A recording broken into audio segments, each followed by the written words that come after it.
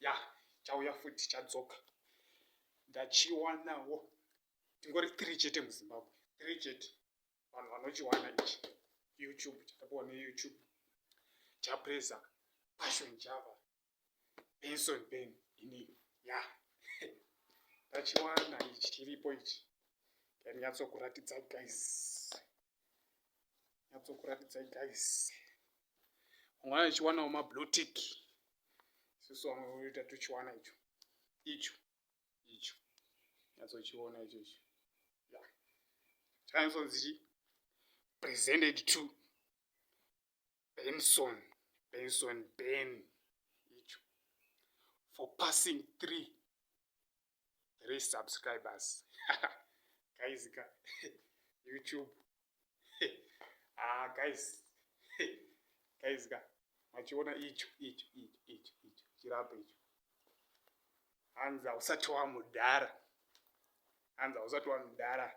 saka wandipawo ichi ochandapuwa hanzi hausati wadi imbowedzera hanzi hausati wakubvira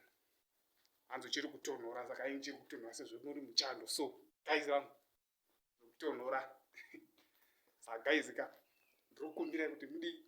musubscribe wawo mana onaiwo guys please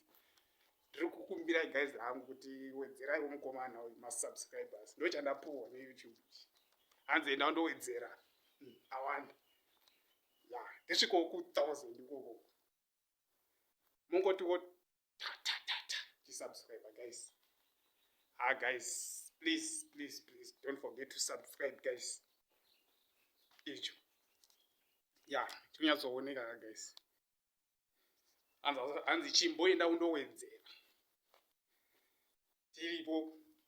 pazimzimu JP Passion Java